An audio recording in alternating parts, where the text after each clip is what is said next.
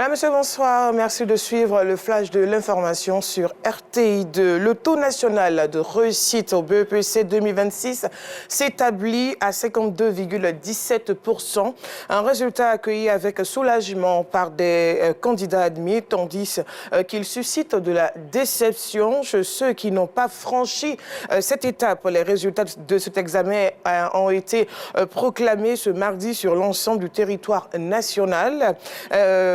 Dans l'édition de ce soir, nous irons dans les lycées classiques d'Abidjan et les lycées Djidji Amoundji Pierre, un reportage que nous propose Assitan Diarra. En dépit des importants investissements consentis ces dernières années dans le secteur routier de la région de Lagné-Bitiassa, les populations continuent de réclamer la réhabilitation et le bitumage de l'axe reliant Elibou, Goman et Yaokro à Agboville.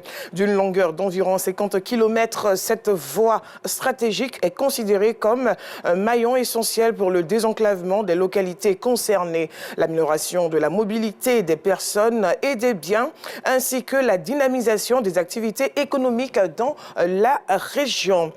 Ici à Abidjan, à l'initiative de l'ONG AIDS, les fidèles de la mission Parole Parler, des 220 logements ont bénéficié d'une campagne de bilan de santé à coût réduit, consultation médicale, examen biologique et prestations de radiologie étaient accessibles pour un montant de 7 000 francs CFA.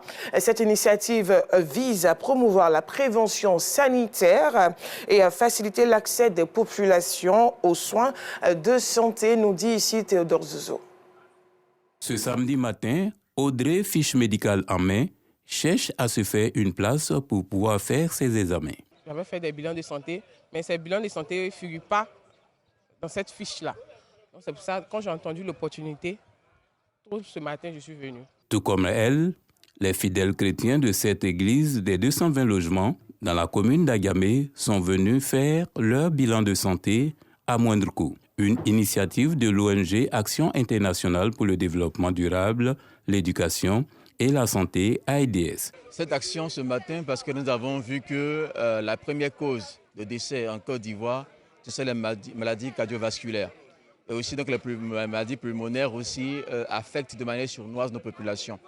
Il était question de pouvoir aider les populations, quel que soit leur revenu, de pouvoir au moins faire un bilan de santé complet pour une année et pouvoir donc les aider à pouvoir prévenir toutes ces maladies que nous avons citées tout à l'heure. Après la prise de constante et plusieurs examens médicaux et de radiologie, les résultats sont présentés à un spécialiste pour analyse et consigne. J'ai vu quelques hypertensions artérielles et ça c'est le premier facteur de risque cardiovasculaire qui est aujourd'hui décrit par l'OMS comme une maladie à part entière. Donc tous ceux qui sont hypertendus, il faut les prendre en charge. C'est pour cela qu'on fait l'ECG qui va montrer l'activité du cœur et pour certaines personnes, lorsqu'il y a beaucoup d'anomalies, on demande une échographie cardiaque pour aller voir la contractilité du cœur. Les patients s'en réjouissent. Ça nous réjouit le cœur. Ça nous donne la possibilité, nous qu'on n'a pas les moyens aussi, de faire les examens, pour voir aussi notre santé. Pour le parrain, cette activité est une preuve d'amour à l'endroit de son prochain. Il faut suivre scrupuleusement toutes les recommandations que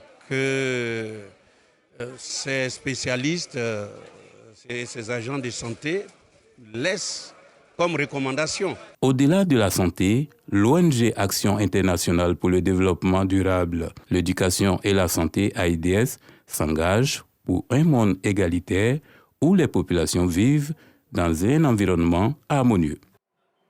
Dans l'actualité hors de nos frontières, un tribunal a ordonné à la commission électorale du Nigeria de radier notamment l'un des principaux partis politiques. Dans un jugement rendu public, la Haute Cour fédérale d'Abuja a en effet ordonné à l'INEC de radier le Congrès démocratique africain ainsi que 4 autres partis politiques plus mineurs. Voilà, c'est la fin de ce flash. On se retrouve à 19h30.